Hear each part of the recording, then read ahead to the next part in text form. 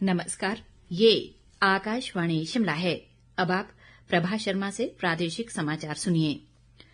रक्षा मंत्री राजनाथ सिंह ने कहा है कि मेक इन इंडिया राष्ट्रीय सुरक्षा का एक अनिवार्य घटक है और इसने ऑपरेशन सिंदूर के दौरान आतंकवाद के खिलाफ भारत की प्रभावी कार्रवाई में महत्वपूर्ण भूमिका निभाई है। नई दिल्ली में भारतीय उद्योग परिसंघ के वार्षिक बिजनेस समिट को संबोधित करते हुए उन्होंने कहा कि भारत ने आतंकवाद के खिलाफ अपनी रणनीति और प्रतिक्रिया दोनों को पुनः डिजाइन और परिभाषित किया है। उन्होंने स्पष्ट किया कि अब जब भी पाकिस्तान के साथ बातचीत होगी तो वो केवल आतंकवाद और पाक अधिकृत कश्मीर पर ही होगी। रक्षा मंत्री ने ये भी कहा कि पाकिस्तान ने महसूस किया है कि आतंकवाद का व्यापार चलाना लागत कुशल नहीं है, क्योंकि उसे भारी कीमत चुकानी पड़ सकती है। राजनाथ सिंह ने पाकिस्तान से उत्पन्न आतंकवाद के खिलाफ भारत की निर्णायक कार्रवाई का श्रेय स्वदेशी रक्षा प्रणालियों को दिया। आतंकवाद का कारोबार चलाना कॉस्ट इफेक्टिव नहीं है, बल्कि उसकी एक भारी कीमत अदा करनी पड़ सकती है।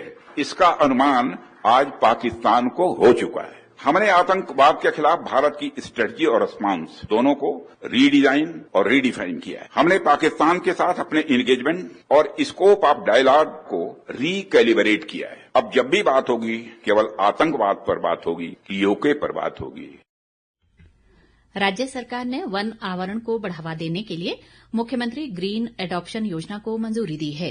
इसके तहत वन विभाग निजी उद्यमियों के साथ 5 वर्ष की अवधि के लिए एक समझौता ज्ञापन पर हस्ताक्षर करेगा। इसका उद्देश्य वन भूमि पर पौधरोपण कर वन क्षेत्र को बढ़ावा देना है। मुख्यमंत्री सुखविंदर सिंह सुक्खू ने इस वित्त वर्ष के बजट भाषण में इस योजना का उल्लेख किया है। उन्होंने कहा कि इस कार्य में स्थानीय लोगों का सहयोग भी लिया जाएगा। भारतीय रिजर्व बैंक ने भारत के चालू वित्त वर्ष में सबसे तेजी से बढ़ने वाली प्रमुख अर्थव्यवस्था बने रहने का अनुमान व्यक्त किया है। बैंक की आज जारी वार्षिक रिपोर्ट में घरेलू खपत में वृद्धि, मजबूत बैंक, कॉरपोरेट बैलेंस शीट और निरंतर सार्वजनिक पूंजीगत व्यय से विकास को बढ़ावा मिलने का अनुमान है। अच्छे मॉनसून, वस्तुओं की कम कीमतों और बेहतर आपूर्ति श्रृंखलाओं की सहायता से मुद्रास्फीति में कमी आने की संभावना है। देश के निर्यात को वैश्विक चुनौतियों का सामना करना पड़ सकता है, लेकिन व्यापार सौदे जोखिमों की भरपाई कर सकते हैं। विनिर्माण और निर्माण का विस्तार होने से नौकरियों और मांग में वृद्धि होगी। आज महाराणा प्रताप की जयंती है। वर्ष 1576 में हुए हल्दी घाटी के युद्ध के दौरान दिखाई गई वीरता के लिए महाराणा प्रताप को विशेष रूप से याद किया जाता है। मुख्यमंत्री सुखविंदर सिंह सुक्खू ने कहा है कि महाराणा प्रताप ने अपने जीवन में अनेक चुनौतियों का सामना किया और कभी हार नहीं मानी। उन्होंने कहा कि महाराणा प्रताप ने देश और समाज के लिए एक जिम्मेदार नागरिक के रूप में कार्य किया। वीर योद्धा थे और अपने मूल्यों के लिए कभी किसी के सामने नहीं झुके, अपनी जान पर कुर्बान कर दी। और यही उनकी जयंती पर हमें सच्ची प्रेरणा होगी कि जो नीतियां हैं और किसी की गुलामी को स्वीकार न करके आगे बढ़े, यही मैं कहना चाहूंगा।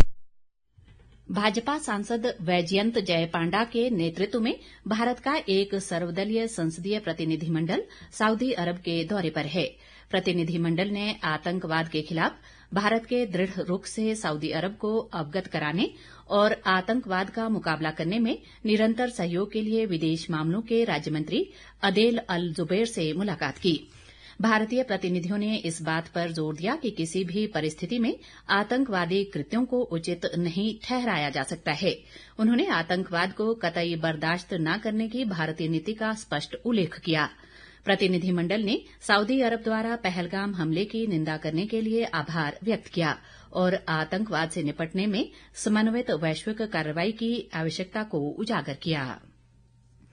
आगामी 21 जून को दुनिया भर में 11वां अंतर्राष्ट्रीय योग दिवस मनाया जाएगा। केंद्रीय आयुष मंत्री प्रताप राव जाधव ने कहा है कि अंतर्राष्ट्रीय योग दिवस केवल एक उत्सव नहीं बल्कि एक ऐसा आंदोलन है जो मंत्रालयों, संस्थानों और नागरिकों को समग्र स्वास्थ्य के प्रति साझा प्रतिबद्धता में जोड़ता है। उन्होंने सरकार के समग्र दृष्टिकोण के महत्व पर बल दिया ताकि प्रधानमंत्री नरेंद्र मोदी के हर नागरिक तक योग पहुंचाने के दृष्टिकोण को साकार किया जा सके। इसी के साथ ये समाचार बुलेटिन समाप्त हुआ। हमारा अगला बुलेटिन आप सुन सकते हैं शाम 7:45 पर। नमस्कार।